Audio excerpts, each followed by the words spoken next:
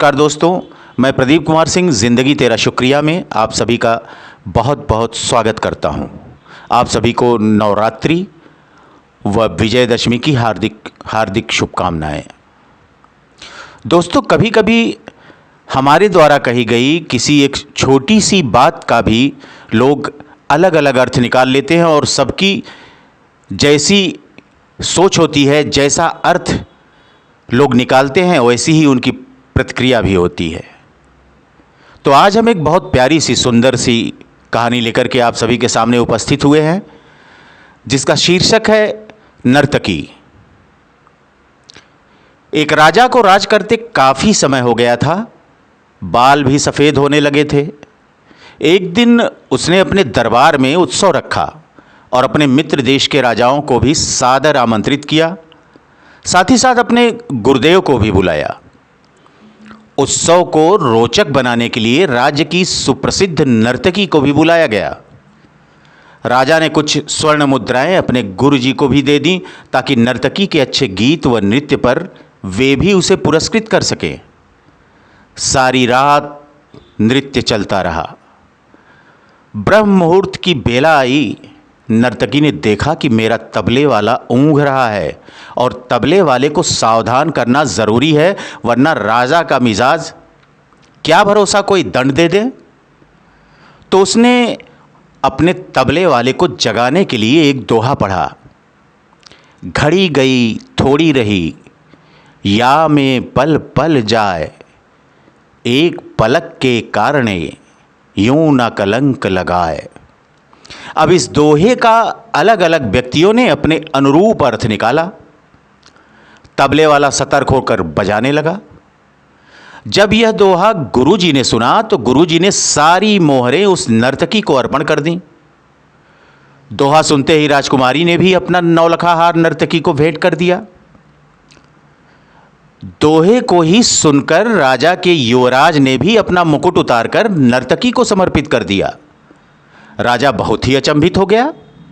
सोचने लगा, रात भर से नृत्य चल रहा है, पर यह क्या? अचानक एक दोहे से सब अपनी मूल्यवान वस्तु बहुत ही खुशी होकर नर्तकी को समर्पित कर रहे हैं। राजा सिंहासन से उठा और नर्तकी को बोला, एक दोहे द्वारा एक नीच या सामान्य नर्तकी होकर तुमने सबको लूट लिया।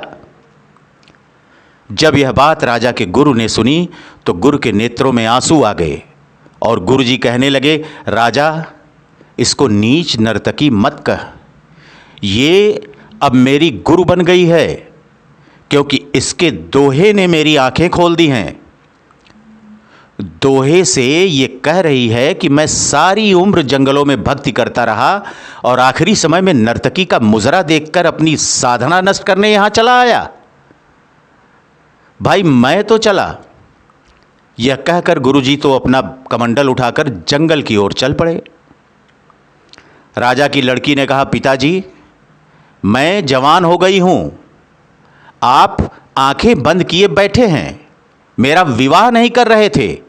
आज रात मैं आपके महावत के साथ भागकर अपना जीवन बर्बाद करने वाली थी, लेकिन इस नर्तकी के दोहे ने मुझे सुमति दी कि जल्दबाजी न कर, हो सकता है तेरा विवाह कल हो जाए। क्यों अपने पिता को कलंकित करने पर तुली है? युवराज ने कहा, महाराज, आप वृद्ध हो चले हैं, फिर भी मुझे राज नहीं दे रहे थे। मैं आज रात ही आपके सिपाहियों से मिलकर आपको मारने वाला था, लेकिन इस दोहे ने समझाया कि पगले, आज नहीं तो कल आखिर राज तो तुम्हें ही मिलना है। क्यों अपने पिता के खून का कलंक अपने सिर पर लेता है? थोड़ा धैर्य रख। जब ये सब बातें राजा ने सुनी तो राजा को भी आत्मज्ञान हो गया। राजा के मन में वैराग्य आ गया। राजा ने तुरंत फैसला लिया, क्यों न मैं अभी युवराज का राज तिलक कर दूं। फिर क्या था, उसी समय राजा ने युवराज का राज तिलक किया और अपनी पुत्री को कहा, पुत्री, दरबार में एक से एक राजकुमार आए हुए हैं, तुम अपनी इच्छा से किसी भी राजकुमार के गले में वरमाला डालकर अपने पति के रूप में उसे चुन सकती हो। राजकुमारी ने ऐसा ही किया और राजा सब कुछ त्याग कर जंगल में गुरु की शरण में चला गया। यह सब देखकर नर्तकी ने सोचा, मेरे एक दोहे से इतने लोग सुधर गए, लेकिन मैं क्यों नहीं सुधर पाई। और ठीक उसी समय नर्तकी के मन में भी वैराग्य आ गया। उसने उसी समय निर्णय लिया कि आज से मैं अपना नृत्य बंद करती हूं।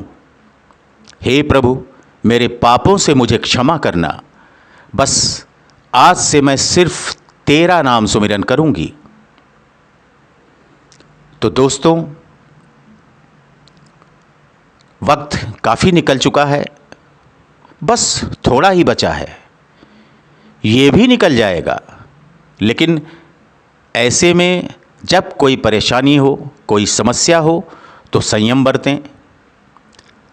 ऐसा न हो कि अंतिम क्षण में एक छोटी सी भूल हो जाए और हमारी लापरवाही हमारे साथ पूरे समाज, गांव, शहर, राज्य को न ले बैठे। इसलिए धैर्य रखें, सही वक्त की प्रतीक्षा करें,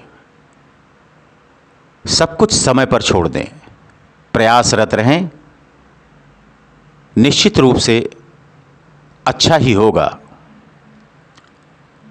तो दोस्तों, आज के लिए बस इतना ही।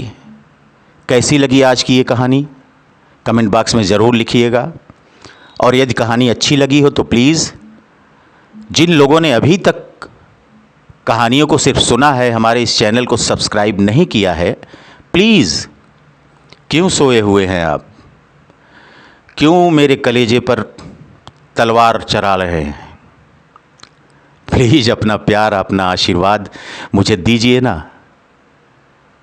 बहुत दिनों से निवेदन कर रहा हूँ आप सभी से। आप सभी लोग मेरे इस चैनल ज़िंदगी तेरा शुक्रिया को सब्सक्राइब करें और ज़्यादा से ज़्यादा लोगों से सब्सक्राइब करवाएं। लोगों को प्यार से कहें, समझाएं कि सिर्फ़ और सिर्फ ज़िंदगी तेरा शुक्रिया ही एक ऐसा चैनल है जिस पर जो कहानियाँ सुनी जाती हैं वो पूरे परिवार के साथ बैठकर निसंकोच सुनी जा सकती हैं। तो ऐसे प्यारे से चैनल को आगे बढ़ाएं। आप सबकी दुआएं, आप सभी का प्यार, आप सभी के आशीर्वाद का मुरीद आप सभी से आज्ञा चाहता हूं। आप सभी अपना और अपने परिवार के प्रत्येक सदस्य का बहुत बहुत ख्याल रखिएगा। तो फिर मुलाकात होगी एक छोटी सी प्यारी सी कहानी के साथ। तब तक के लिए आप सभी का बहुत बहुत धन्यवाद। थैंक यू, शुक्रिया।